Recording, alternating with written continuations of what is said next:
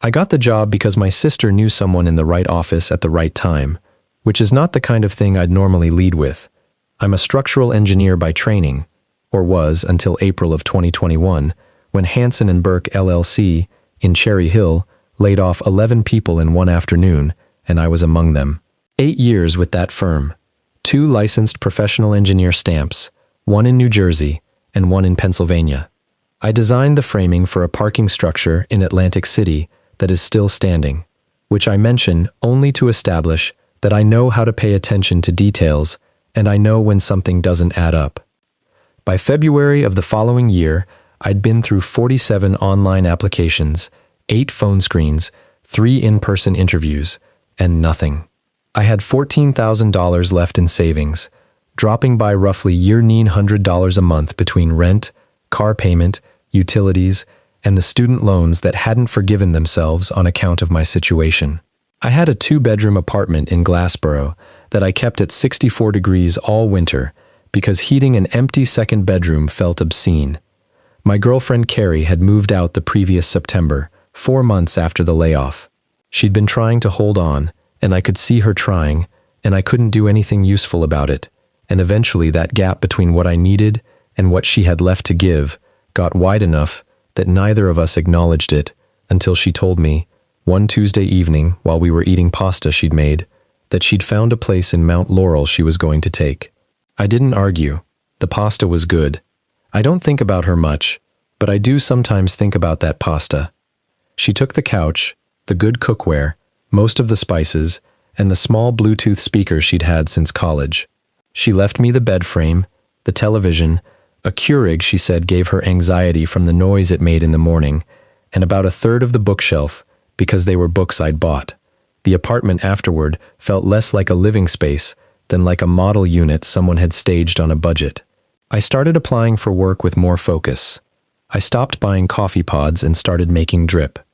My sister Amy lives in Mount Holly with her husband Pete and their 2 kids, Emma and Nathan, who at the time were 7 and 4.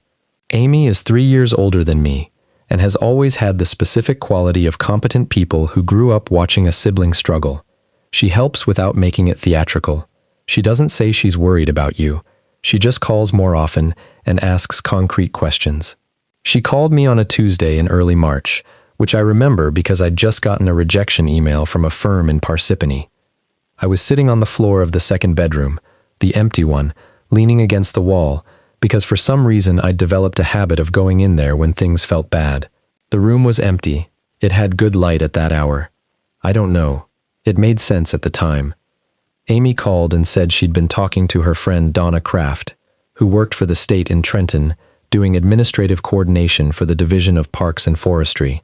Donna had mentioned that the Pinelands districts were still hiring seasonal workers for the coming season, and that several positions were hard to fill because the pay was limited and the locations were genuinely remote. Amy said Donna thought I might be a good fit.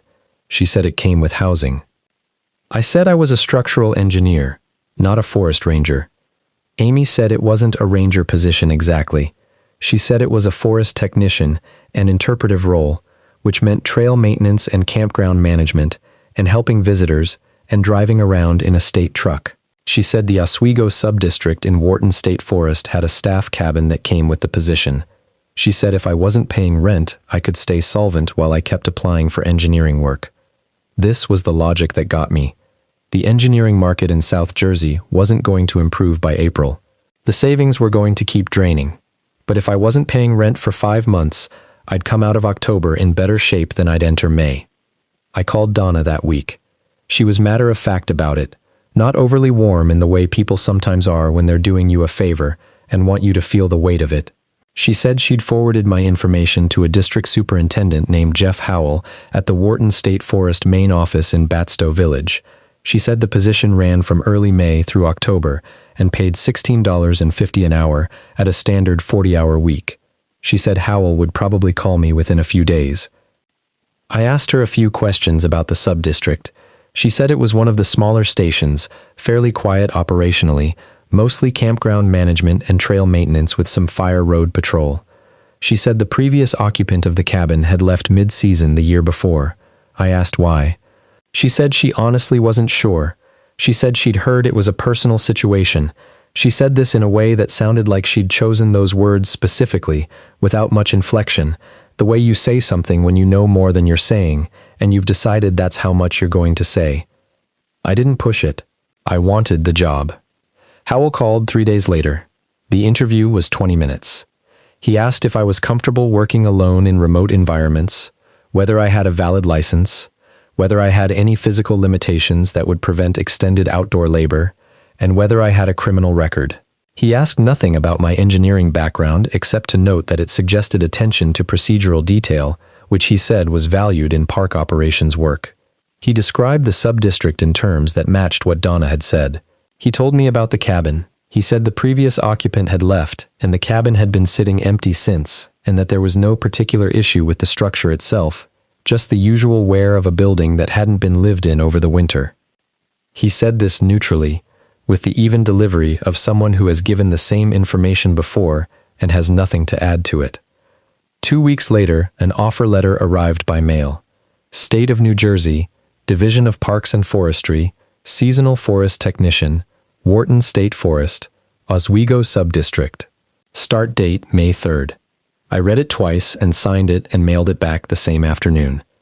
I spent the last week of April packing. There's a particular kind of packing you do when you're not sure how long you're really going to be somewhere, even though you have a defined end date, and this was that kind. I took more than I needed and less than I wanted. 2 duffel bags of clothes weighted toward work clothes, a box of kitchen basics, 1 good knife, a cast iron pan, a mixing bowl, a cutting board, a manual coffee grinder, and a press, because I wasn't going through a season in the woods making drip coffee. A box of books I'd been meaning to get to, including my structural reference manuals that I told myself I'd review in the evenings, a toolkit that I'd built up over years of apartment living, my laptop. The coffee grinder was probably the most important thing I brought. I only realized this halfway through May. The drive down from Glassboro on May 2nd was a Sunday, and the hour took me through a transition I'd underestimated. I'd been to the Pine Barrens before on day trips, had driven through it on the way to the shore, knew it was large, knew it was different. But moving through it with everything I owned in my car was something else. You leave Glassboro and drive through Williamstown, and then there's a stretch where the character of the roadside slowly changes. The gas stations get farther apart. The trees close in. By the time you hit Route 539 south toward Tuckerton, the highway is a straight line between walls of pine and scrub oak, and the only things breaking the view are the sandfire roads cutting at right angles and the occasional white distance marker on the shoulder. Cell signal dropped to 1 bar somewhere past Route 532. By the time I turned off onto the service road, leading to the sub-district station, I had nothing. I know the Pine Barrens has a reputation, and I want to be accurate about my initial experience of it, rather than letting the later parts of the season color how I described the beginning. The forest is large, roughly 1 million acres, more open land in one place than anything else in the mid-Atlantic south of Maine. It's quiet, in a way that's different from other kinds of quiet. Not threatening, more like a pressure difference. You notice the silence the way you notice the air change when you step into a basement. The station appeared at the end of the access road, a low building with gray-green composite siding and a metal roof, a paved pad in front, a covered equipment bay to one side, a flagpole with the state flag moving slightly in a wind I hadn't felt until then. 2 white pickup trucks were on the pad, both F-250s with the green New Jersey State Parks stripe on the doors. Behind the building I could see the roofline of the staff cabin, set back in the trees on a patch of cleared ground. Ray Tofano was sitting on the station's front step eating a sandwich. He was a thick-set man with the build that comes from years of actual physical work rather than from a gym, wearing a tan uniform shirt with the state park's emblem on the shoulder and green work pants with dried mud on the knees from his morning patrol. Gray hair, cut short, a face that had been weathered over a long time in the sun, which made his age difficult to place. I found out later he was 54. He stood when I parked and wiped his right hand on his pants before offering it. His handshake was brief and firm. He said, "Good to have you, Greg." He said it the way a person says something they've said before to people they didn't know well and wanted to put at ease without making a production of it. He showed me the cabin first. I appreciated that. A person who shows you the cabin before the binders is a person who understands what matters when you've just driven an hour with everything you own. The cabin was one story, wood frame, with a covered front porch. Inside, a main room with a sitting area and a small kitchen, a bedroom, a bathroom. The bathroom had a clawfoot tub that looked original to whatever decade the cabin was built in, and a shower attachment that worked fine. The water pressure was good. Ray said the water came from a well and ran reddish for a minute in the morning from the iron in the soil, but was safe to drink. He said there was no internet and no dishwasher and no garbage disposal. He said the wood stove would be necessary by late September. He said the nearest thing resembling a grocery store was in Chatsworth, 12 minutes north on 563, and that Tuckerton had more options but was a longer drive. He said the McDonald's in Barnegat had reliable Wi-Fi if I needed it for anything. He said this without irony. We walked back to the station.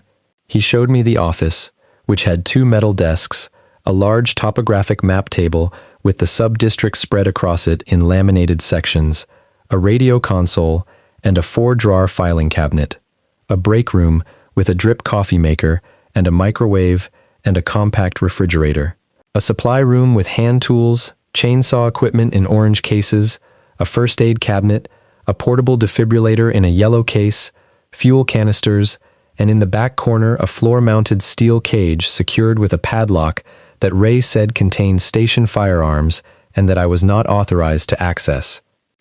He led me through the equipment bay, 2 more F-250s in State Park's livery, plus the 2 from the pad, making 4 in total. And in the back of the bay, backed in against the wall, a gray Chevrolet Silverado, crew cab configuration, older than the others by at least a decade. The lower body panels had the sand-blasted thinness you see on vehicles that have spent years on unpaved roads in sandy terrain. In the bed of the Silverado, bolted through the metal, was a storage box painted forest green with a combination padlock on it. The green on the box was close to the same shade as the State Park's vehicle livery, but not exactly the same shade. It looked, at a glance, like it belonged to the truck. At a second glance, the paint quality was better, and the surface was cleaner, suggesting the box had been installed after the truck and painted to match. I got the key ring from Ray, 15 keys, which he walked me through methodically. Trucks, 1, 2, and 4, station front and back doors, equipment bay, supply room, tool cage, campground gate, campground restroom master, trail kiosks 1 through 3, emergency box at the FR7 junction. I said, "What's the key for truck 3? He glanced at the Silverado. He said truck 3 wasn't mine to use. He said the F-250s were the patrol vehicles, and there was no reason I'd need truck 3. I said okay. First hour on site, I wasn't going to push anything. He gave me the orientation binder in the office, 2 inches thick, 3-ring, tabbed sections, personnel procedures, safety protocols, campground management, patrol routes and schedules, trail maintenance standards, invasive species guide, emergency contacts, natural history and interpretation for visitor-facing work. Near the back, behind a tab labeled Station-Specific Procedures, there was a laminated sheet, Oswego Subdistrict Station Operating Protocols, 22 numbered items. The first 6 were standard park operations, vehicle sign-out, fuel policy, high-vis vest requirements, personal first aid kit on solo patrol, daily activity log completion, 2-hour radio check-in during patrol. Then item 7, personnel on solo patrol in grid sectors C4 through C9, and all of the D and E sectors must report position by radio on the hour, in addition to the standard 2-hour interval. Ray, when I asked, explained that these grids were farther from the main roads, and the consequences of an injury or stuck vehicle were harder to manage if dispatch didn't know your location within an hour. This made obvious sense, and I accepted it. Item 9. The south section of the Oswego Lake Campground, including Pavilion 4 and sites 28 through 36, was currently closed for structural assessment and remediation. Do not enter any structures in this area. Do not permit visitors to access this area. Report any evidence of unauthorized access to the district office within 24 hours. Item 11. The area designated as the Sensitive Ecological Research Zone, bounded by fire road markers 14 through 22 along the Eastern Service Road, was restricted to authorized research personnel only. Do not enter. Do not direct visitors toward this area. If visitors report observing activity in this area, note the report in the log, but do not investigate independently. Item 14. Truck 3, license plate 87B, WF3, gray Silverado, crew cab, has a locked storage box installed in the bed. The key for this box is not on the station keyring. Do not attempt to access this box. Maintenance inquiries regarding Truck 3 should be directed to the district office. Item 17. If you observe a person or persons in non-state-issued clothing in any restricted area, do not approach. Note the time, description, and location. Report by radio to dispatch immediately. Do not follow. Item 20. Audible equipment alerts, including repetitive tonal signals or alarms, originating from sectors C, D, or E, or from the direction of the Eastern Service Road, should be treated as a potential sensor malfunction. Return to the station and report to dispatch. Do not investigate the source independently. I read through all 22 items. Then I went back and read those 6 again, and then I did nothing with them, because in context, nested in a document full of procedural language about fuel logs and high-vis vests, they read like more of the same. Regulated environments always have sections that are off-limits. There's always some piece of equipment you're not authorized to touch. You learn early in any professional environment that rules which appear specific often exist because of something specific that happened. But the thing that happened isn't your business, and the rule is your business, so you follow the rule.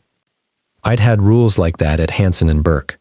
Don't use the freight elevator for the model materials, ever, after what happened with the Pemberton project in 2017. Don't file project correspondence in the shared cloud drive, even temporarily, because of the McNamara situation. Every workplace has them. You follow them, and you don't spend energy on the story behind them. I asked Ray in a general way if there was anything he wanted to highlight from the protocols. He said the vehicle log and radio check-ins were the critical ones, because missed entries created documentation problems. He said the campground rules around the closed south section were important, because families would try to set up in the closed sites and needed to be redirected before they got comfortable. He didn't mention the SIRS, he didn't mention Truck 3, he didn't mention items 17 or 20. I ate dinner in the cabin with the door open to the porch that first evening. The weather was warm and still. I could hear the lake through the trees to the south, which I couldn't see from the cabin, but which I knew from the map was about 400 yards off. Whip-poor wills started up somewhere in the pines. If you've never heard one, it's hard to describe without making it sound annoying, which it isn't once you get used to it. It's a high, emphatic call, 3 syllables on repeat, coming from a bird that sits absolutely still on a branch and calls continuously for hours. The first night it seemed too loud. By the end of the first week, I stopped noticing it. By June, I would have missed it if it were gone. The sky was a specific, deep darkness that you only get when there's no light competition for miles around. I'm from South Jersey, and I'd been to the Barrens before, had driven through it and hiked a bit of the Batona Trail and canoed the Oswego River once in college. But I'd never been in it overnight, alone, with no clear way to get to a gas station without planning it. It wasn't frightening. It was more like the silence had a texture to it, something your ears kept reaching toward and not finding. I was asleep by 10.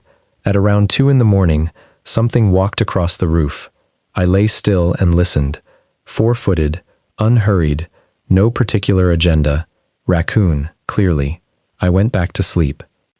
Tyler Baines showed up on Monday morning in a car from Teaneck loaded with field gear, a week's worth of clothing, and the specific energy of a 21-year-old who has been given an assignment he actually wants to do. He was compact and quick-moving, with clean boots that were going to stop being clean by Wednesday. He was finishing his environmental science degree at Rutgers and had arranged the seasonal position as field study credit. His supervising professor was coordinating with the district about his learning objectives. He'd done a previous season at Island Beach State Park, doing shorebird population monitoring. He'd found a room in a shared house in Tuckerton for $450 a month, and was driving the 20 minutes each way. Ray ran us through the campground orientation together that Monday. We walked the 2 loops, the bathhouse facilities, the boat launch, the swimming area that would be staffed on summer weekends, the 3 pavilions for group use. The campground host, Janice Broom, was already installed in her 5th wheel at the host site at the top of the North Loop. She was a retired school administrator from Voorhees who had been camp hosting at Oswego for 11 consecutive years. She was brisk and organized in the way of someone who has run group situations for decades and finds chaos professionally offensive. She showed us where she kept the spare campground keys, which fire rings had cracked grates that needed replacing, which site had a drainage problem in heavy rain.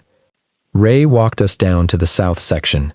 Pavilion 4 was an open-sided wooden pavilion at the end of a short path off the campground loop, surrounded by pitch pine on 3 sides and opening toward the lake on the south. Standard construction, concrete pad, picnic tables inside, corrugated metal roof with a few shingles missing. A string of solar-powered party lights hung between 2 of the support columns, the kind that blink randomly and that someone had left up after an event the previous year. A sign was zip-tied to one of the columns, closed, no access, maintenance in progress. Ray pointed to the sign and explained that anyone who tried to set up at the closed sites or use the pavilion needed to be redirected to the upper loop. He said it matter-of-factly and moved on without comment. The rest of the orientation took most of the week. Ray walked us through chainsaw operation for blowdown removal, the brush cutter, gravel road patching, trail marker replacement, the invasive species map with circled locations for common reed and Japanese barberry and multiflora rose. The radio system ran through the state park's communications network. The base console at the station talked to dispatch at the main Wharton office in Batstow, and the handhelds we'd carry on patrol had a working range of a few miles in open terrain, less in dense forest. In the D and E grid sectors, Ray said, the handhelds barely reached the base radio. You had to climb to higher ground or drive to a clearing with line of sight. That was the main reason for the hourly check-in requirement in those grids. If you got hurt and couldn't reach dispatch by radio, it was better for dispatch to know you were overdue than to wait the full 2 hours. He drove us down the patrol routes in Truck 1, with Tyler following in Truck 2. We covered the fire roads and the trailheads and the lake access points and the FR7 junction, and then turned onto the Eastern Service Road. Ray drove us south about a mile, past the numbered fire road markers, and stopped before marker 14. White post, orange reflective tape, black stenciled number. He told us the road continued south from here, but the area past the marker was restricted to station personnel, used by a research team operating under a long-term arrangement with the district. Tyler asked why. Ray said there was a sensitive ecological study operating in the area, controlled access was needed to preserve data integrity, and the research team had its own access arrangement that we didn't need to manage. He said if we had questions about the study specifically, those would need to go to the district office, because he didn't have details on the research itself. Tyler nodded, seemed satisfied, and made a note in his field book. I nodded also, but I noticed what I noticed, which was that the road past marker 14 was smooth. The section north of the marker, from the station access road down to where we were, showed the normal evidence of regular vehicle use. Tire ruts, churned sand at the edges, shallow furrows along the shoulders. Past marker 14, the surface was undisturbed. It had rained 2 days earlier. Rain resets sand roads completely, which meant any tracks from the past 48 hours would show. There were none. The margins of the road, where sand holds impressions well, were clean. Either the research team hadn't come in by this road recently, or they were accessing the area from somewhere else. I noted this without saying anything, and drove back with Ray to the station. The first week ended on a Friday. I spent the evening on the cabin porch with a beer and my notebook and wrote down everything I'd taken in. The station layout, the campground, the protocols, the landscape. The notebook quickly became a habit. I'd kept field notebooks throughout my engineering career, graph paper spiral bounds that fit in a cargo pocket, because precise notation is cheaper than a good memory, and your memory is always worse than you think. I bought several at the dollar store in Chatsworth on my first supply run and went through them faster than expected. The Pine Barrens in May is worth describing correctly because later events risk making it seem like a threatening place, which it was not, at least not in the way that word usually implies.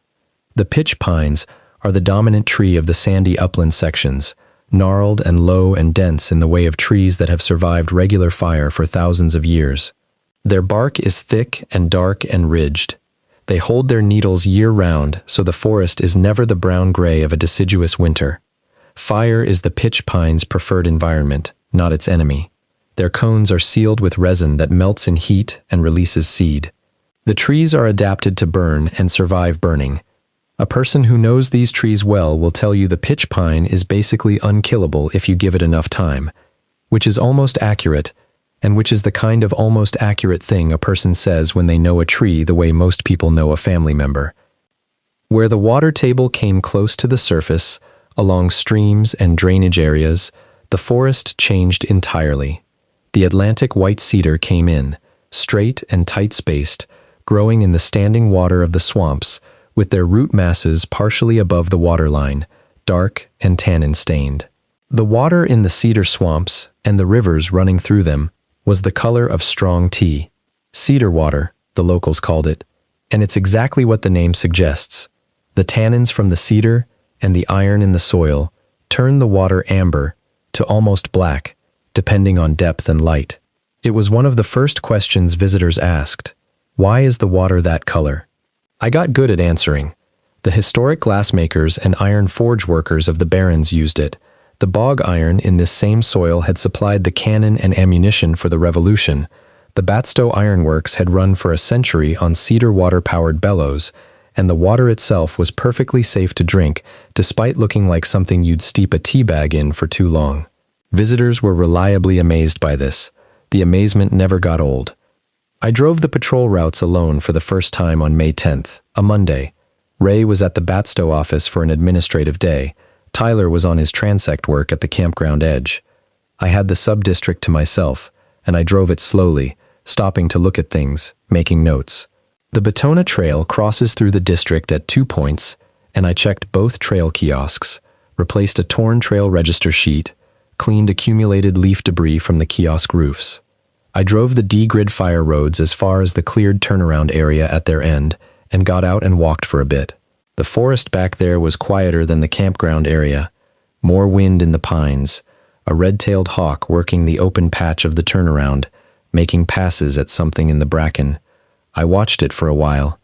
I saw a red-headed woodpecker that same morning, first time I'd consciously seen one. They're striking birds, fully half the head the color of a stop sign, and I'd apparently been going through my whole life before that without looking at the right trees. I wrote it in the notebook. May 10th, E-grid turnaround area, 10:20 a.m., single red-headed woodpecker, dead pitch pine snag, northeast edge of clearing. This kind of notation would have seemed excessive to someone who wasn't already in the habit of field notes, but I found as the season went on that the detailed log of where and when I'd seen things was actually useful. It gave me a picture of the territory that simple patrol reports didn't. The osprey pair at the lake's east end were Tyler's project from the moment he arrived. He'd spotted them the second day and trained his binoculars on them every morning at the lake. The nest was a large platform structure on a dead pitch pine snag that extended about 15 feet over the lake's surface, visible from the campground shore. Both birds were present through the season.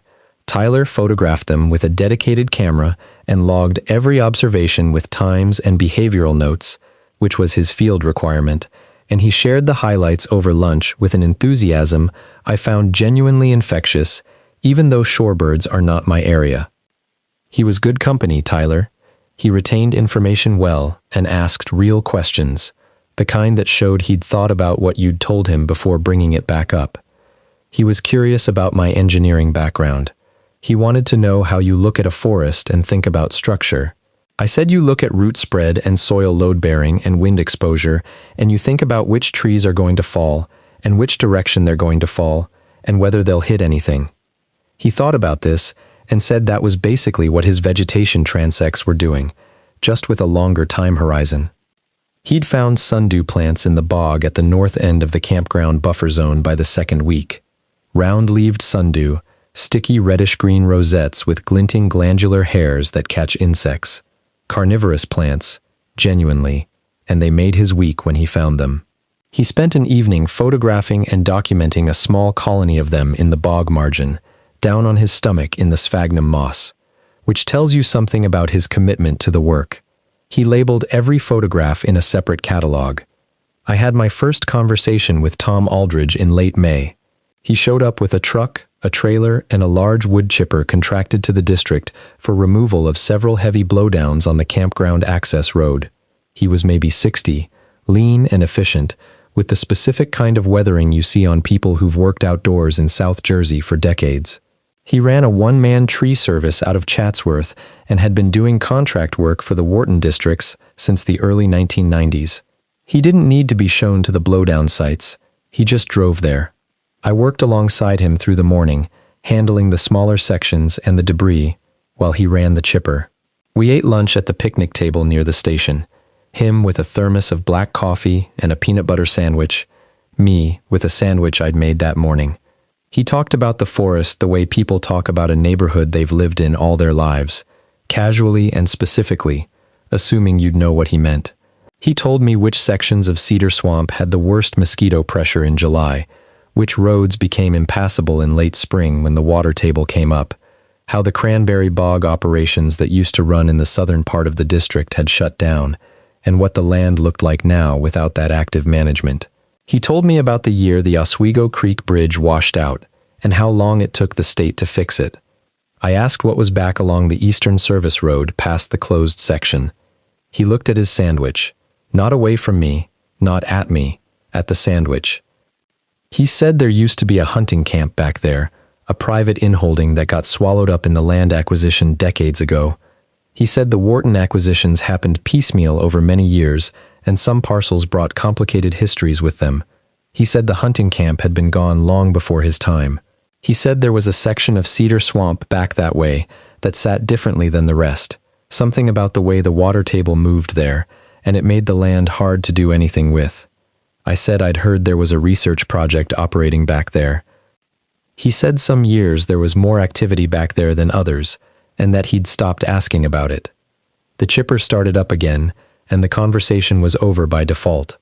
I thought about what he'd said, that specific phrasing, not that there was no reason to ask, that he'd stopped asking. A decision he'd made at some prior point, for reasons he was keeping, and had settled into. June arrived and the campground filled. School let out and the families came down from Philadelphia and Trenton and the South Jersey suburbs. Oswego Lake is a good destination. Clean water, decent fishing off the dock, the lake itself only about a mile across, manageable trails, and close enough to Route 539 that you can get there in an afternoon without serious navigation. The campground ran at roughly 80% capacity from the second week of June onward. Fridays, the access road backed up with arrivals. Sundays, it backed up with departures. Ray was at the station less often now, covering additional duties at the main Wharton office several days a week. He had his own patrol schedule that I didn't need to manage. The sub-district fell into a rhythm that was mostly mine to maintain. I worked the campground loops in the mornings, the fire road patrol through the late morning and early afternoon, then back for whatever maintenance items had accumulated, then an end-of-day campground walkthrough before shift end. I was usually in the cabin by 6. I cooked, I read, I went to bed early because I was getting up at 6, and because the outdoor work tired me in a clean way that I'd never found in office work. I got good at the visitor interactions.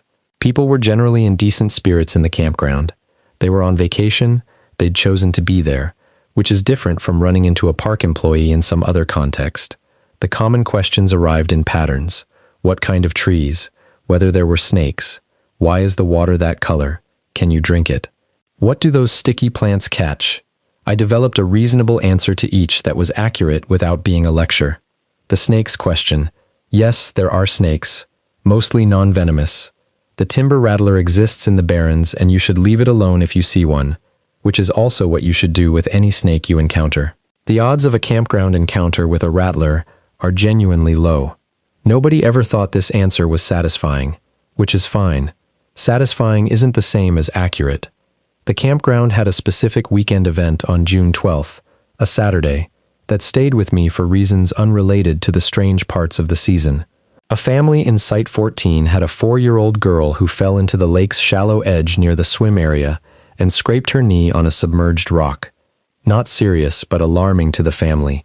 A lot of crying, blood in the water, which always looks worse than it is. I had my first aid kit and I got there quickly and cleaned and dressed the wound and talked to the girl, whose name was Sophie, while I worked. I told her about the osprey nest. I described the birds in enough detail that she forgot to cry for a few minutes. The father kept thanking me in the excessive way of a parent who has recently had a significant scare that turned out to be minor. I said she was fine, and she was. Sophie was fine. The scrape probably healed in a week. I think about that afternoon sometimes when I try to remember what the season actually was. Most of it was that.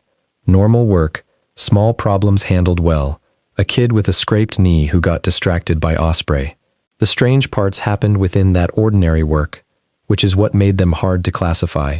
They didn't arrive announced. The first thing I noticed was on June 3rd, a Thursday.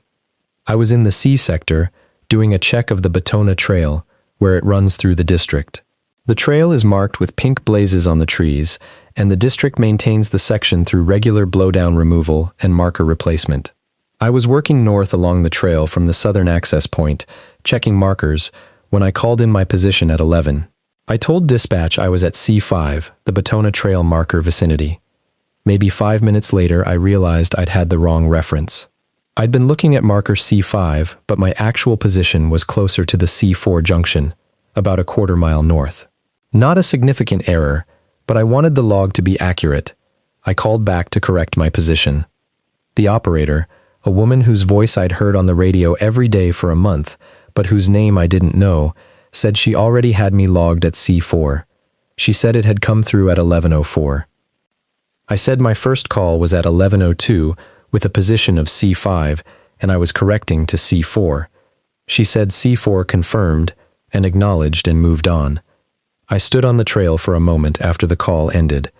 The call at 11:04 that she said logged me at C4 was the call I'd just made. But she'd said she already had it logged, past tense, which meant she had C4 on record before I'd said C4, either because she'd anticipated it based on my route, or because it had come from somewhere else.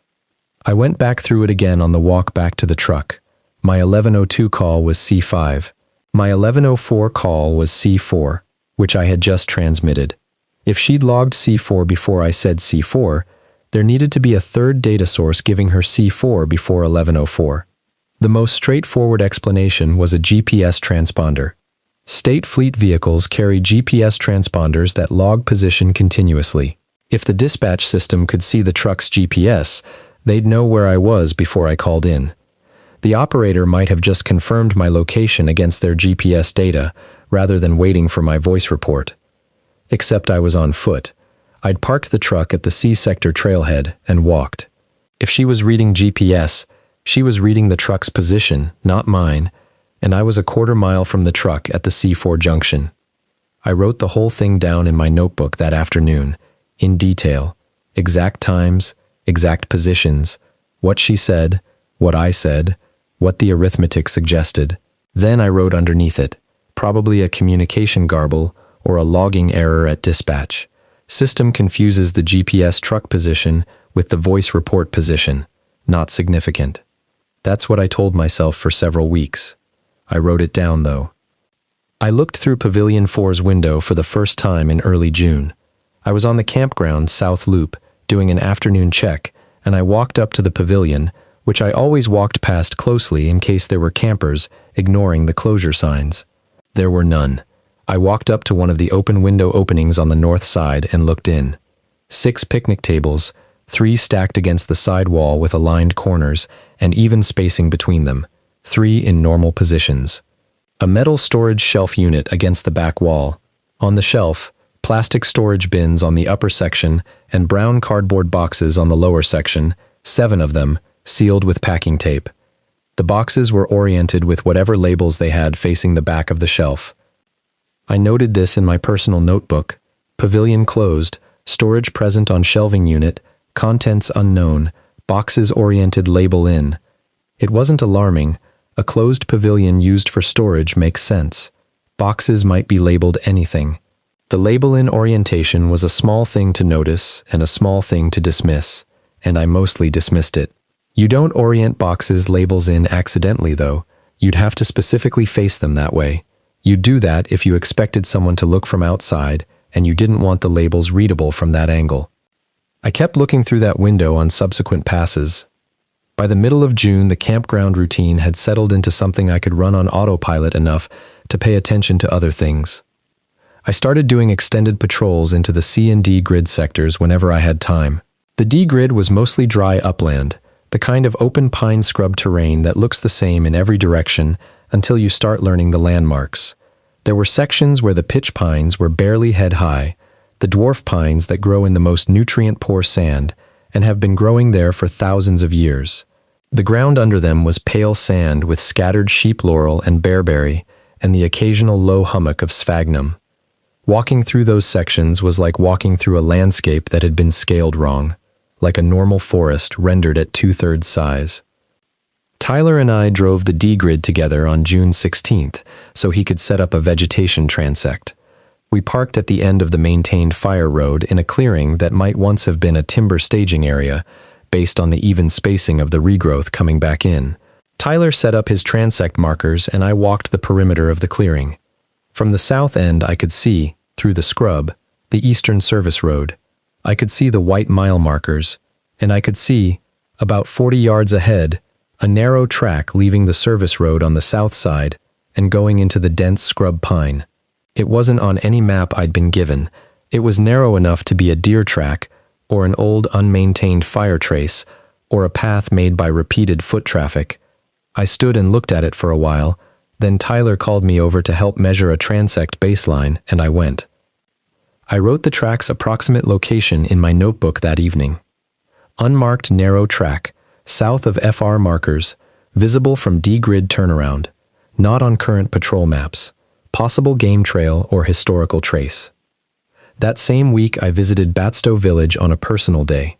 Batstow is the historic ironworks village at the center of Wharton State Forest, a preserved 18th and 19th century industrial site on the shore of Batstow Lake. I'd been there before as a day visitor, but never spent real time there. The ironmaster's mansion, the workers' cottages, the historic mill, all of it maintained carefully and presented well. Batstow ran on bog iron, pulled from the same sandy soil as the rest of the barrens, processed in the furnace, and cast into cookware and ammunition and fireplace backs. The furnace was fired with charcoal from the surrounding forest and cooled with water from the lake. The whole operation was powered by the landscape itself. When the bog iron ran out and the charcoal became more expensive than coal, the operation collapsed, and within a generation, the village was a tourist attraction, and the forest had grown back over everything. The forest always grows back. That's the specific thing about the Barrens. Every ghost town, every abandoned farm, every old cranberry operation, the pines move back in. Harrisville is a brick ruin a few miles from Batstow, what's left of a paper mill that ran for decades and then burned and was never rebuilt. The forest is reclaiming it at the pace forests do things. In 200 years, there'll be nothing but foundation stones.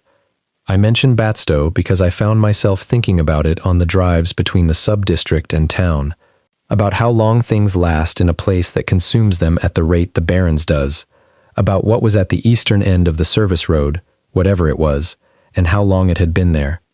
In mid-July, I asked Ray about the logbooks directly. I'd been reading them in the supply room on slow afternoons, working back through the years, getting a picture of the historical patterns of the site. What time of year were site visits heaviest? What maintenance issues were seasonal? Whether there were recurring flood events or fire events I should plan around. What I'd found, working back through the earliest records in the filing drawers, was a category of entry that appeared in every logbook at regular intervals. Every week to 2 weeks, Year after year. Perimeter check, sectors DE. No anomalies noted. Or sometimes, perimeter check, sectors DE. Sensor check completed. Sometimes with a brief note about specific equipment condition. Always written in the senior ranger's hand. Always brief. Never referencing a project name, a research organization, an outside party, or any explanation of what was being checked. The logbooks went back to 1987. Gerald Cook, the previous senior ranger, had written those entries in neat, economical handwriting from 1987 until approximately 2001, at which point his handwriting disappeared from the logs and Ray Tefanos took over. The perimeter check entries continued without interruption across the transition, in identical form, as if the protocol had been handed from one man to the next like a physical object. 34 years of weekly to bi-weekly checks of the same sectors by two different men, with no referencing document explaining what the checks were tracking. And then the 3 logbooks with cut pages, the 1998 book, where pages covering late August through early September were gone, the 2009 book, a week in early July, the 2017 book, August 3rd through August 6th, all 3 removals done with a blade, cleanly, along the gutter, the stubs still showing the page numbers. I asked Ray about the perimeter checks. I said I'd been reading back through the logbooks to get a sense of historical patterns and wanted to understand the protocol so I could maintain it correctly if it fell to me. He stood at the map table with his back to me for a moment before turning. He said the perimeter checks were part of a site maintenance protocol for the research zone and that they were not part of the seasonal technician role. He said it was on his schedule and was handled. I said I understood and was just making sure I wasn't missing something in my patrol responsibilities. He said I wasn't. He said the eastern section was managed separately, at a level above the sub-district, and that I should direct any questions about it to the district office. I said okay. He looked at me for a moment and then left early. He didn't ask how far back I'd read or what I'd found. He just shut the conversation down with the efficiency of a person who has been shutting that conversation down for a long time. Late July, I drove to the Batstow office on a supply errand and asked the administrative staff whether the previous occupant of the Oswego sub-district cabin had left a forwarding address. I said it was in connection with some mail that had arrived at the station. This wasn't true, but it was plausible. The woman who helped me looked up the personnel record. She said the previous occupant had been a seasonal technician named Dan Pruitt, who had resigned in August of the previous year. She said she had no reason listed beyond personal matter. She said she had no forwarding contact information. I asked if Dan Pruitt had worked the full season the year before that. She said he hadn't been employed before the most recent season. He'd been a first-year seasonal. So Pruitt's first and only season at the Oswego sub-district had ended in August, the same month whose pages were cut from the 2017 logbook. I searched his name online from the McDonald's Wi-Fi and found nothing useful. Several people with that name on social media, none that seemed to be a New Jersey State Parks employee in the right age range. The absence of information tells you something without telling you anything specific. I came back to the station that afternoon and drove down to Marker 14. I sat in the truck with the engine off. The afternoon was hot and dry. I got out and walked to the marker. White post, orange tape, number 14 in black. I stood at it and looked south along the road. About 200 yards in, something about the road surface looked different. In the angled afternoon light, I could see a stripe across the road where the surface texture changed. It ran perpendicular to the direction of travel, about the width of a vehicle, and the sand on either side of it was smoother than the rest, as if something had been drawn across it. Like someone had smoothed the road's surface to remove marks, and had left a slightly different texture at the edge of the smoothed section.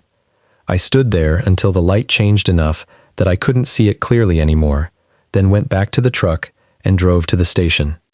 The dispatch summary log arrived by email in late July, covering the previous month. I drove to McDonald's to read it, and went through it more carefully than I had the May log. The June 3rd entries were there, 11:02, position C5, then 11:04, position C4. I went through every other entry looking for off-pattern reports.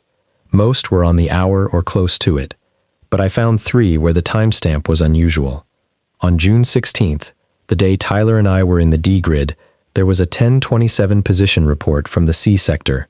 I had not made a 10:27 call. My scheduled call that morning was at 10 Creek, which was in the log, and my next one was at noon. On June 22nd, there was a 2:45 p.m. report from the South Campground section.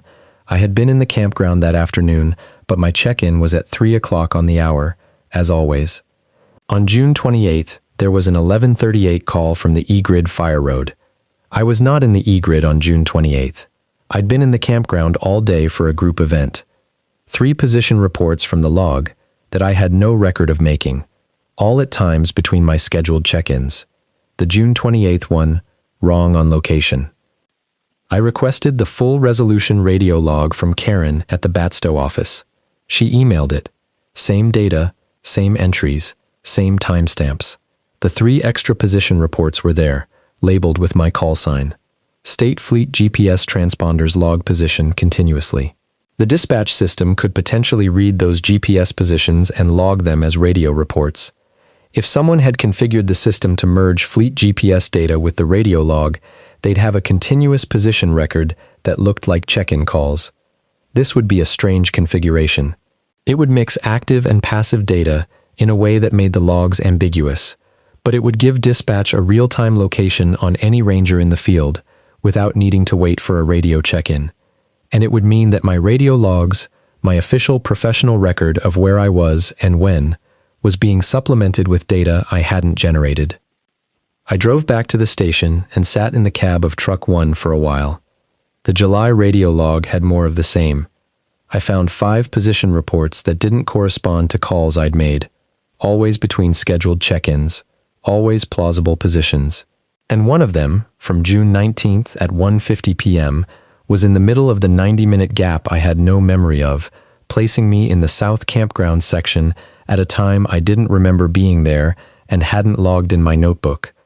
If the system was logging my GPS position as a radio report at 1:50, that explained the log entry. It didn't explain why I had no memory of what I was doing between 1:45 and 3:30 that afternoon. On August 3rd, I was on solo patrol in the E-Grid, the E3 fire road through the scrub oak and bracken in the southeast quadrant. The heat had settled in early. By 9, the temperature was already in the upper 80s. By August, I knew this section of road, the way you know a route you've driven many times. Which trees were which stretch of soft sand to watch for, where the big red-headed woodpecker usually worked in the mornings. At 9:15, I heard 3 tones. I was sitting in the truck with the window down, writing in my notebook. The tones came from the east, not from a great distance, close enough to be clear, far enough to have the slight softening of distance. Each tone was sustained, maybe 2 seconds, low in register, cleaner than a mechanical horn. The kind of low, sustained note that you feel slightly in your chest if you're paying attention. First tone, 5-second silence. Second tone, 5-second silence. Third tone, then nothing. The jays that had been calling went quiet. There was a period of maybe 30 seconds in which the forest was completely still. Then the jays resumed. I sat with my hand on the radio for a moment. I keyed it and reported, E3 grid, Eastern Fire Road, possible equipment signal from the eastern sector. 3 tones, returning to station per protocols. The operator, a man I didn't recognize, said, "Copy. Thank you. Return to station." That was all.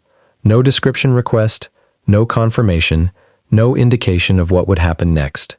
Just copy and thank you. I drove back to the station. Ray wasn't there.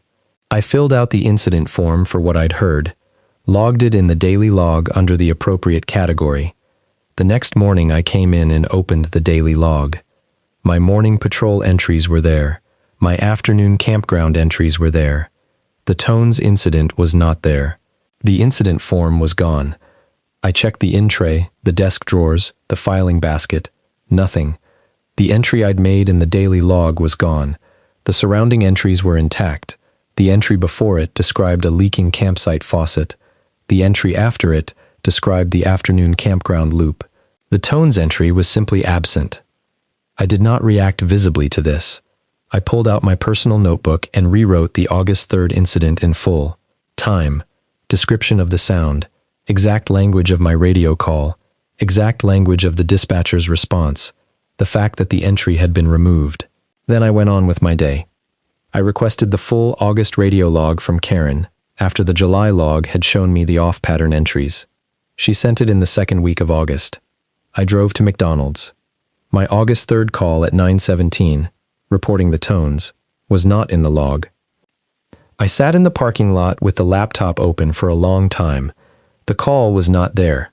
An acknowledged radio call, spoken into a radio that was working correctly, received by an operator who responded clearly, was not in the radio log. I went back to the cabin that evening and worked through the possible explanations. A malfunctioning repeater that generated a phantom transmission I heard as a real response, technically implausible given the clarity of the operator's voice. A logging error so specific that only this single entry was dropped. Possible, but requiring improbable specificity. A deliberate removal, requiring someone with access to the radio log monitoring the sub-district's communications on a close-to-real-time basis. I bought a small voice-activated audio recorder at a hardware store in Barnegat.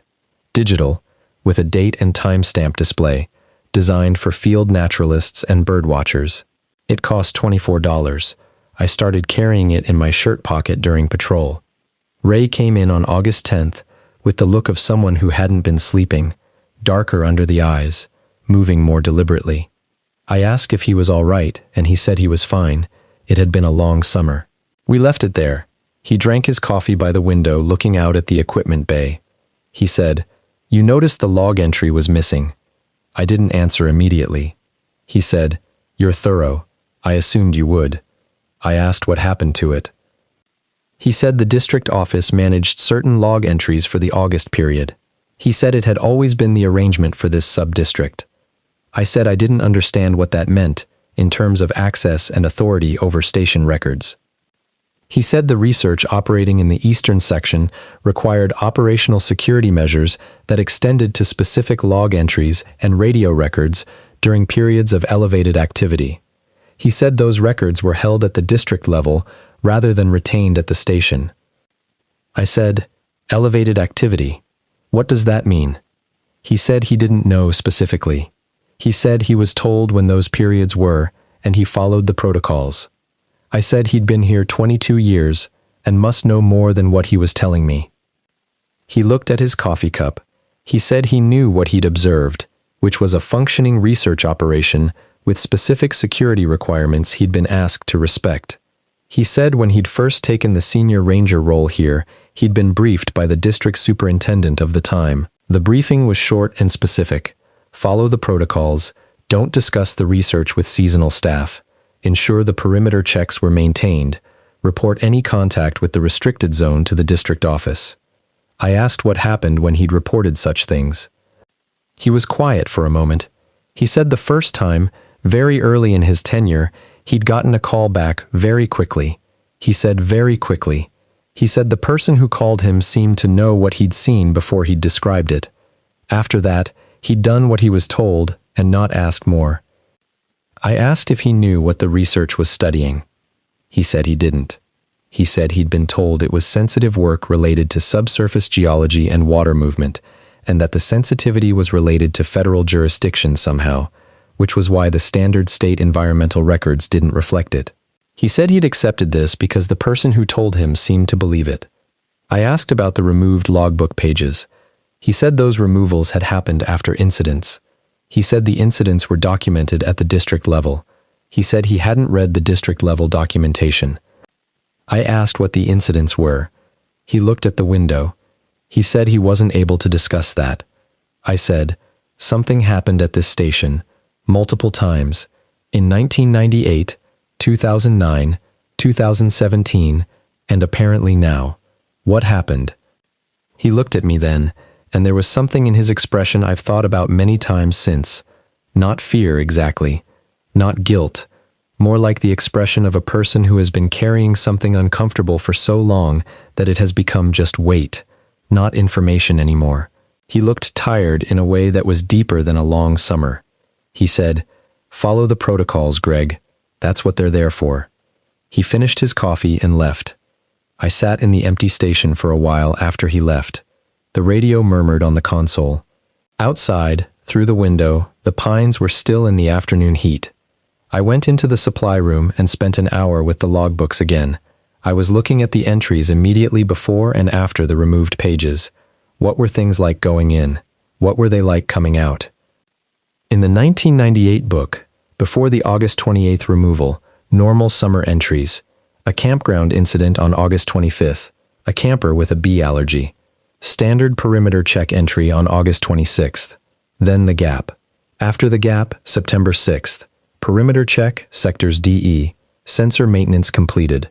Nothing about what happened between those dates. In the 2009 book, before the July 2nd removal, a perimeter check entry on July 1st, with a note I hadn't noticed before. It said perimeter check, DE, check-in with district, prior to entry, coordinates confirmed. This was different from the standard form of the entry. The standard entry never mentioned a prior check-in with the district. This one did, and then the removed pages. In the 2017 book, before August 3rd, normal entries. Then the night of August 2nd, a note. Overnight contact from district. Standard protocol review. Confirmed. The next date on record was August 7th. The first entry after the removal was a perimeter check entry. Nothing else. 3 incidents. Each preceded by contact with or notification from the district. Each resulting in removed records. Each in late summer. Each followed by a resumed normality. I thought about Dan Pruitt, who had worked this sub-district for 1 season and left in August. On August 12th, I drove to the Eastern Service Road after my shift ended. I parked at marker 14. I got out of the truck with the audio recorder clipped on and running. I walked past the marker. I'm going to be precise here because the specific facts matter. I started the recorder at approximately 6:40 p.m. The light was still adequate for navigation. I walked south along the Eastern Service Road. The road past marker 14 was managed. The brush along both shoulders was cleared back farther than natural margin growth would account for, cleared to about 3 or 4 feet from the road's edge, not aggressively maintained, managed, like someone had done it once, not recently, and it hadn't grown back completely. At approximately 200 yards past the marker, there was a track on the east side of the road leading into the scrub. I took it. 30 feet from the road, the track widened into a cleared area, about 30 feet across, with the pine scrub pressed back at its edges. In the clearing, a tripod-mounted instrument on aluminum legs, housing painted olive drab, with a small weather monitoring array on top and 2 additional sensors below it angled toward the ground. A separate post with a solar panel, a cable running along the ground from the instrument base to a metal box on a post at the clearing's east edge. The box was padlocked. It was painted green. It was the same construction as the box in the bed of Truck 3. Same manufacturer, same color, same lock type. I described all of this into the recorder as I looked at it. I walked around the tripod instrument and described it in detail. Leg configuration, housing dimensions, sensor orientations, the solar panel wattage label visible on the frame. I described the cable run and the box. I photographed everything on my phone, the instrument, the box, the clearing from multiple angles. On the east side of the clearing, an orange survey tape stake, and beyond it, more stakes, leading into the forest, their tape faded from pink toward white with age. I followed the stakes. 11 visible stakes before the vegetation closed in too densely to see further. As I moved along the stake line, the substrate changed, the sandy upland soil giving way to a softer, darker, peaty ground that compressed slightly underfoot. The smell changed with it, the heavy organic smell of a wetland. Cedar began to come in with the pine, and then the cedar dominated, and then I was moving through a cedar swamp, the trees straight and close together, their root masses above the waterline, the water itself dark and still between them. I stopped at the 11th stake. I was at the edge of open water. The cedar swamp extended from where I stood out into standing water, the trees continuing into it. The water was black. Not the tea brown I'd been looking at all season in Oswego Creek and the drainage channels. Black. The depth of color that water achieves when the tannins are dense and the light can't reach the bottom, and there's nothing to reflect from. It absorbed the evening light without returning it. No birds. I'd stopped hearing birds about 3 stakes back. The silence in a cedar swamp is different from the silence in the uplands. The cedars block wind.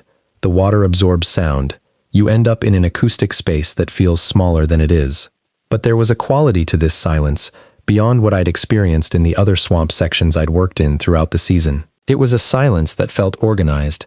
I know that's not a meaningful statement from an evidentiary perspective, but it's accurate to what I experienced. I had the clear, strong, specific feeling of being observed, not watched, observed. The distinction was apparent to me in the moment, though I couldn't have explained it fully. Watched implies a watcher with intent. This felt like being measured, like being a data point in a study.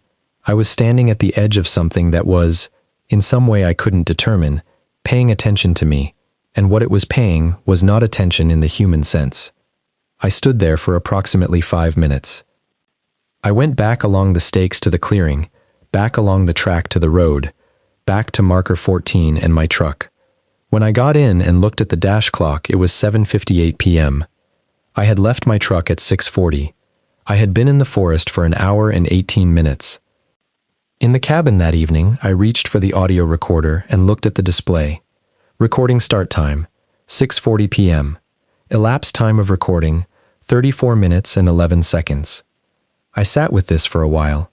The recording had started when I entered the clearing at 6:40. I had recorded my observations in the clearing and then followed the stakes and reached the swamp and stood there and come back. The recording should cover all of that time. But the recording was 34 minutes long, and I'd been gone an hour and 18 minutes. That left 44 minutes unaccounted for. I listened to the recording. I could hear myself in the clearing, describing the equipment. I could hear my footsteps change texture as I entered the swamp vegetation. I could hear my own breathing slow as I stood at the water. And then, at 32 minutes and 20 seconds, I stopped speaking. Ambient sound only. Quiet. Very quiet. And then, in the last 90 seconds or so, faintly but clearly, a sound beneath the ambient background. Low. Continuous. Below the register where you can hear individual cycles. More felt than heard. Less a sound than a vibration of the recording itself. Not the 3 tones. Something else. Something steady. And then the recording ended. I played it again and again, and there was nothing else in it. 34 minutes. An hour and 18 minutes gone. A 44-minute gap with no recording and no memory. I looked at my phone's camera roll. The photos from the clearing, the instrument, the box. Not there. My camera roll showed photos from the campground that afternoon, and then the next photo in the roll was from 3 days later, the morning campground walkthrough on the 15th. The fire ring at Site 7 I'd photographed because someone had left a grate in bad condition. The photos I'd taken in the clearing on August 12th were not on the camera roll at all. Not deleted, not present. The roll went from the campground afternoon of the 12th to August 15th, as if the evening of the 12th had not occurred. The before and after were there. The during was absent. I set the phone down on the table and looked at the ceiling of the cabin for a while. I was dealing with 3 separate anomalies. First, a 44-minute gap between my dash clock and the recording's elapsed time. Second, a missing block of audio within that gap, replaced by something I couldn't identify. Third, photos of the clearing simply not present in my camera roll. There are explanations for each of these individually. The dash clock could have been wrong. I'd never had reason to check its accuracy precisely. The recording could have a firmware issue that reset elapsed time. The phone could have failed to save photos in a corrupted storage state. I have used a lot of phones. I have seen a lot of phone failures. A phone that fails to write photos to storage usually gives you error messages, empty files, partial images. It does not give you a clean roll that proceeds normally after the gap. And the 3 anomalies together, on the same evening, in the same 90-minute window, while I had been alone in the eastern sector following a stake line to Blackwater. That combination is not a coincidence, and I know enough about load-bearing arguments to know when a structure's weight is being carried by something that will not hold it. I did not sleep well. I drove out to Marker 14 the next morning, early, before my scheduled shift start. I parked in the same place and walked the same track. The clearing was still there, the tripod instrument was still there, the solar panel, the cable, the green locked box. Everything I'd described into the recorder. I stood in the clearing and made a second recording and described everything again in exactly the same detail. I photographed everything again on my phone. I walked to the edge of the swamp and stopped before the 11th stake. The water was there, black and still. No tones, no feeling of weight or measurement, just water and cedar and morning light, broken into pieces by the canopy. A pair of cedar waxwings moving through the canopy. The ordinary sounds. I walked back. In the cabin, I compared my second recording with the first. Both had me describing the same clearing, the same equipment. In the second recording, I completed the full description of the clearing and the stake walk and the swamp and the return in 27 minutes. My phone showed the photos from the second visit in full. I sent them to my Gmail account and verified they arrived. I wrote everything down, both visits, both recordings, elapsed times, the camera roll gap, the audio anomaly. I wrote it in the field notebook, and then I went to McDonald's in Chatsworth and typed it in a document in Google Docs and saved it to cloud storage. I wanted a record that was not on a device that was regularly in the sub-district. I drove back to the station and started my shift at the normal time. Ray was at the station that afternoon, doing maintenance on Truck 3. I came back from the campground loop at 2:30 and found him in the small equipment bay with the hood up. He was checking the belts. He did this periodically, always alone, without involving me, which was fine. Truck 3 was his responsibility. I sat at the station table and looked at my notebook. I had been working in this sub-district since May. I had found and recorded anomalies from June onward. I had reported some of them, the tones on August 3rd. Others I had documented only privately. The dispatch log entries, the 90-minute gap in June, the visits to the clearing. And now August 12th, which I hadn't reported at all. The question was whether to report it and to whom. Ray had shut down my questions about the eastern section with the efficiency of a man following a practice script. He'd redirected me to the district office. He had not asked how far back I'd read the logbooks. He was, as far as I could tell, aware of the monitoring program back there, maintaining those perimeter checks for 34 years, keeping his side of a bargain I hadn't been told about. The district office was the Batstow administrative staff, who had told me about Dan Pruitt and given me the radio logs, neither of which seemed to be information they knew they were giving me. I thought about what the station was, from the outside. A remote sub-district post in a state forest. Low traffic. Staff turnover built into the seasonal nature of the work. A place where a person could be present without staying long. Dan Pruitt had lasted 1 season.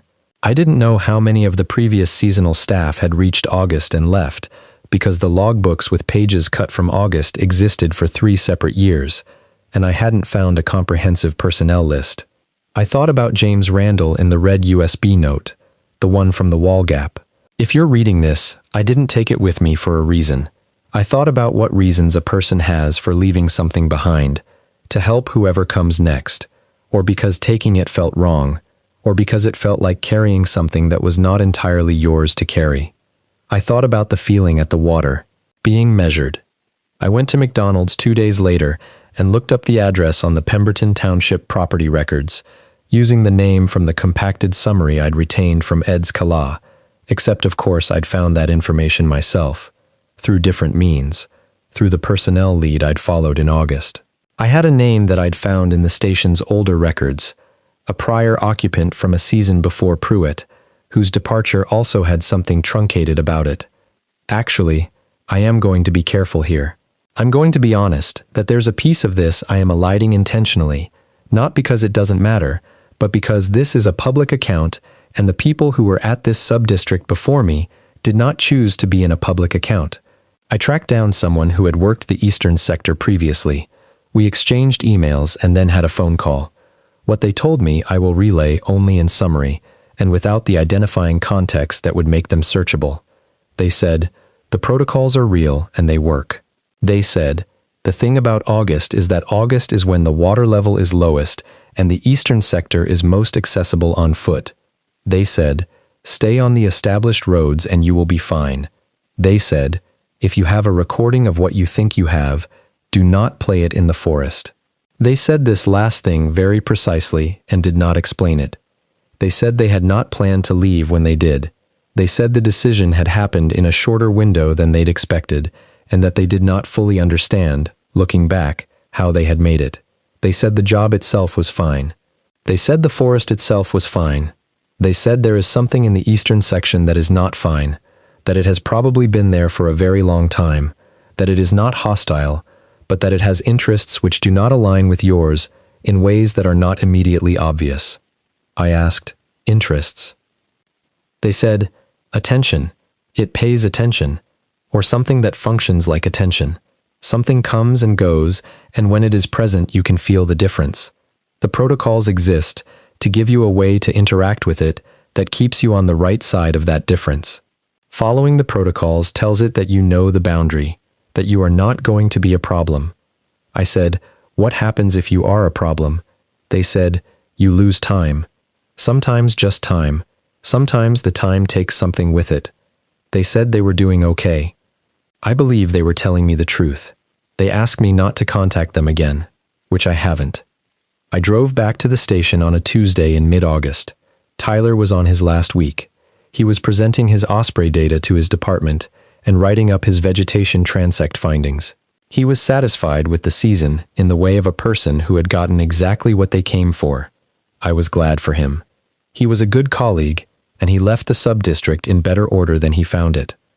On August 19th, I had a conversation with Ray that I want to record accurately. I came into the station at 7:30 for my shift start, and Ray was at the table with the station's binder of protocols and a coffee. This was unusual. He was normally either already out on his own work or not there at all in the early morning.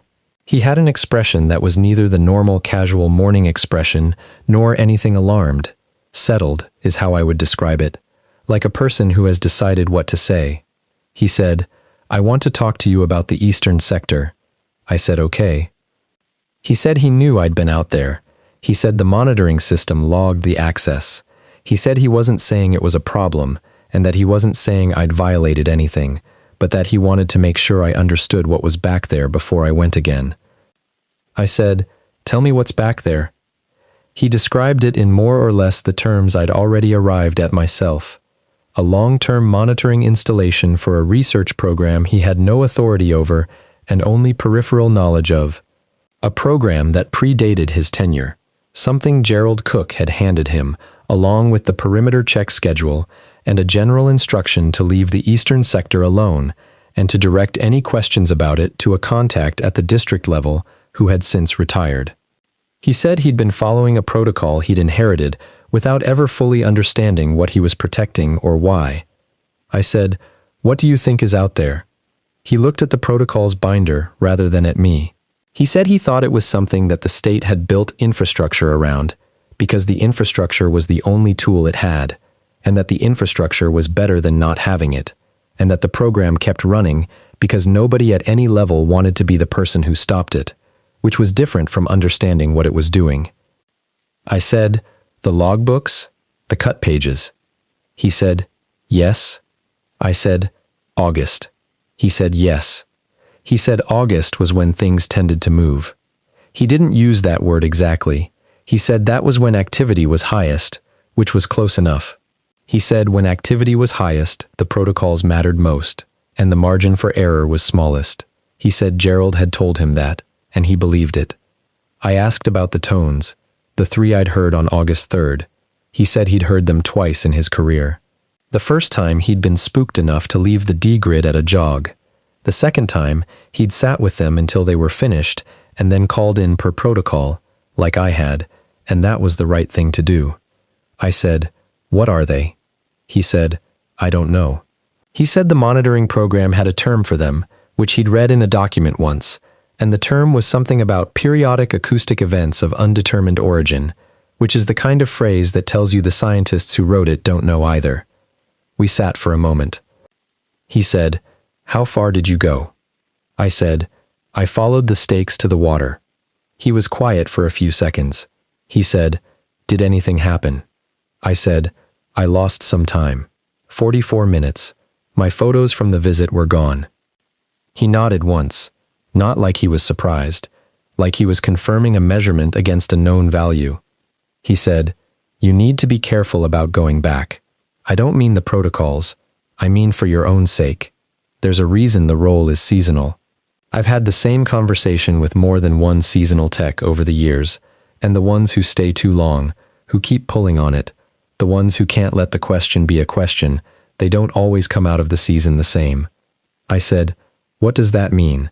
He said, "I'm not sure exactly. I know it's real. I don't have a mechanism for it." I said, "Pruett." He said, "He's fine. He left early. He's fine." He finished his coffee and left me with the protocols binder and the morning. I stayed in my patrol responsibilities for the remaining 2 weeks of August. I did not go back to the eastern sector. I followed the established roads.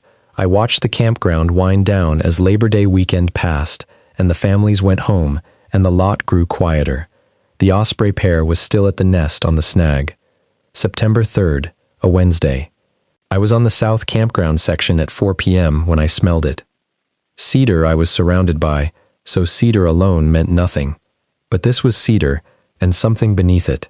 Something sweet in the way of very ripe fruit pressed past ripe. A sweetness that had turned slightly, that had almost a weight to it. It arrived with no change in wind direction. One moment it wasn't there, the next it was.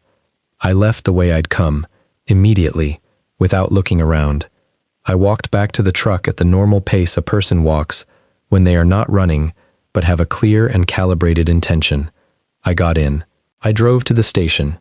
I logged the time, the location, the smell's duration, as best as I could estimate it. I wrote it in the notebook. I called Ray from the station's landline and left a voicemail because he didn't pick up. He called back that evening.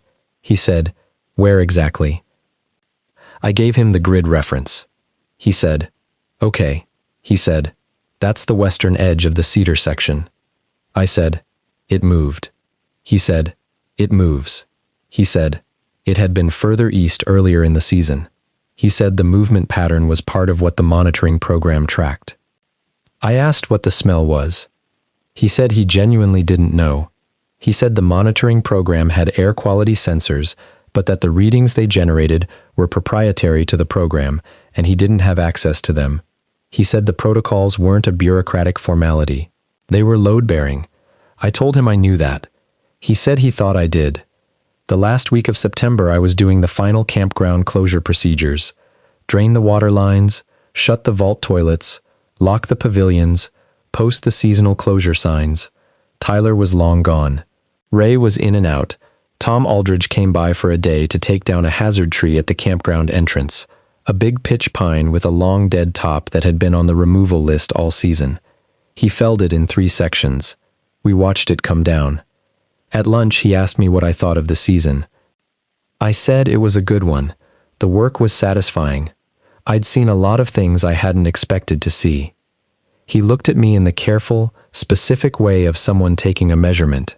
He said, "You did all right back here."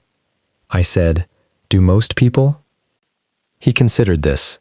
He said, "The ones who follow the protocols and stay curious without getting grabby about it, they generally do all right."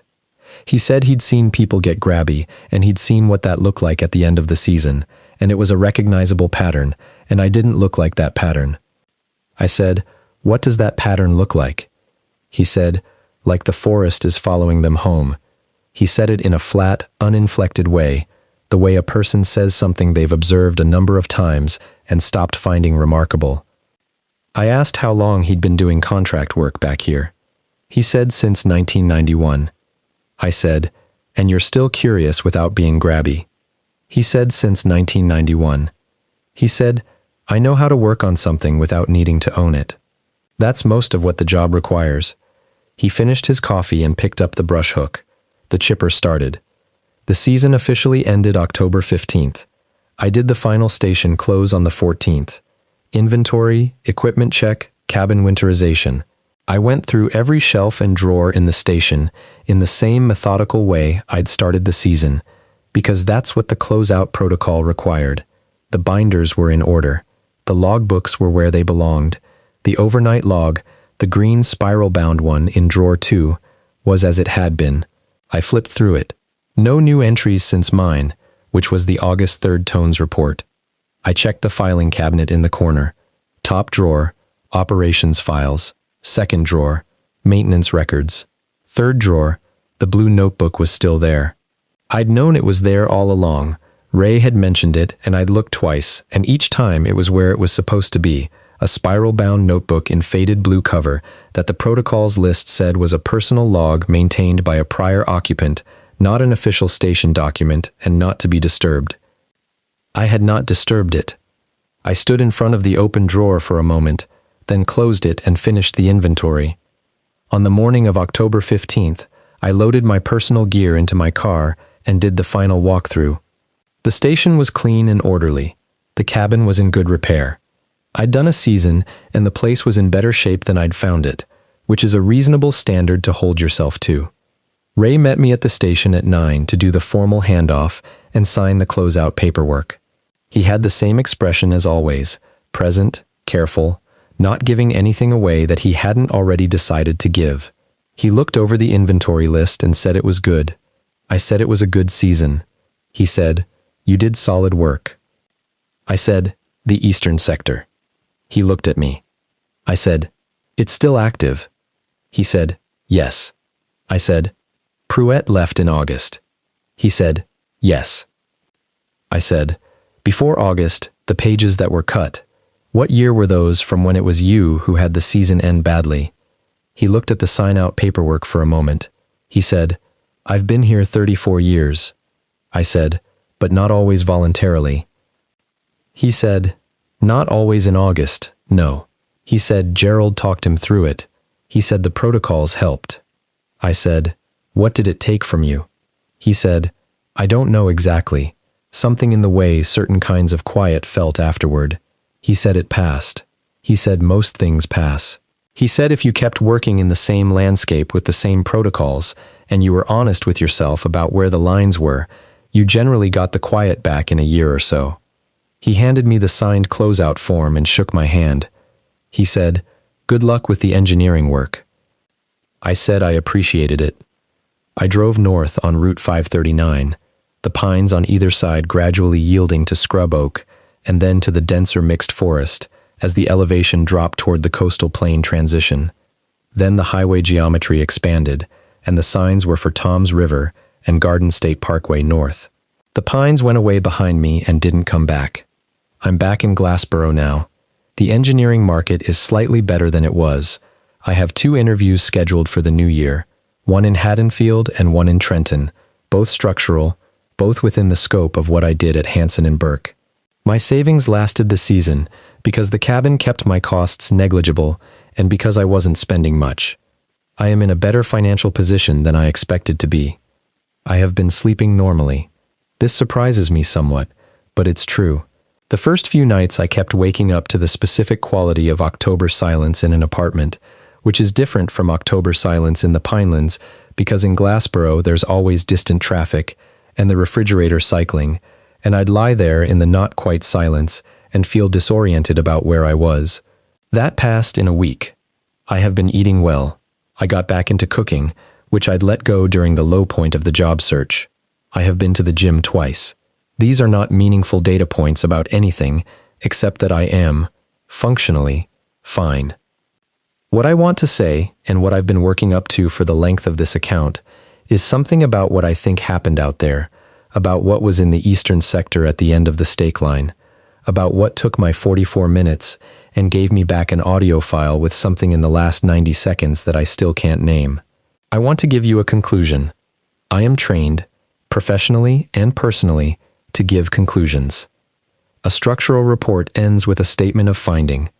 An engineering assessment says, "Here is what the data shows. Here is what it implies. Here is what should be done. I can't do that here. I can tell you what I know. I know the monitoring program is real and has been running since at least the mid-1980s.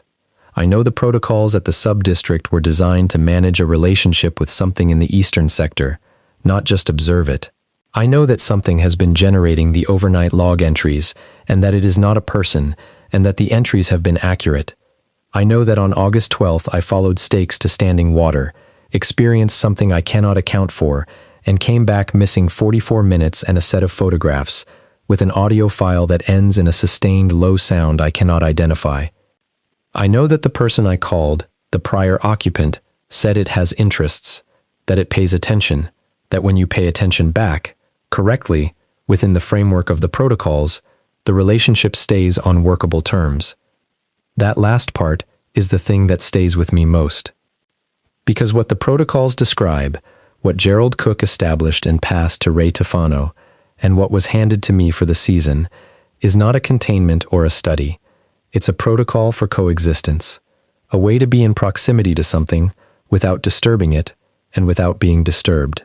The perimeter checks are not measurements, they're acknowledgements. I see you, I know where you are, I'm not going to be a problem. And the overnight log entries are its side of the same exchange. The heron at the water sample site, the leaning marker, the maintenance note about the battery. Accurate, useful, specific. The response of something that has been in that forest long enough to understand what the station requires to function, and is, for reasons of its own, interested in its continued function. Not friendly, not hostile, interested.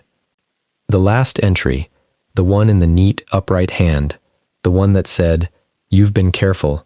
It knows you've been careful." That's not a maintenance note. That's a communication. Something passed between an acknowledgement and a statement of awareness, which is not the same as a statement of intent. I don't know what it is. I don't think the monitoring program knows what it is. I think it's been there a very long time, longer than the monitoring program, longer than the station, longer probably than the people who named the forest, or the families who worked the iron furnaces, or anyone. I think the cedar swamps are where it's most present, where the tannin-dark water and the closed light and the silence that has texture to it are the conditions it prefers, and that it comes out occasionally into the uplands, and that when the water level drops in August and the swamps are lower and more accessible, you can get close enough to lose things you don't mean to lose. I think the previous occupants who left in August were not chased out.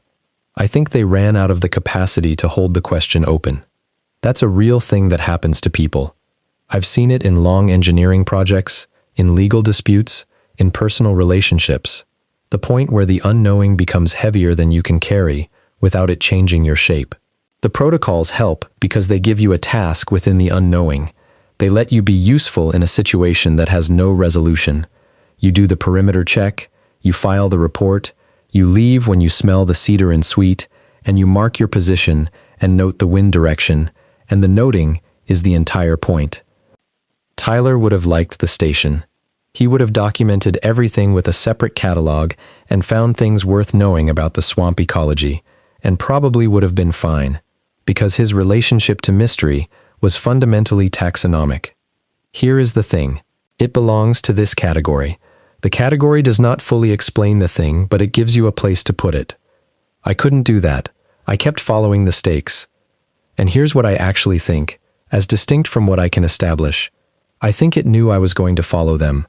I think it had been watching me follow evidence all season, from the dispatch log entries to the cleared station road to the cut logbook pages, and it understood what kind of mind it was dealing with, and it let me get to the water. I don't know what the 44 minutes were. I can't account for them, and I'm not going to invent an account.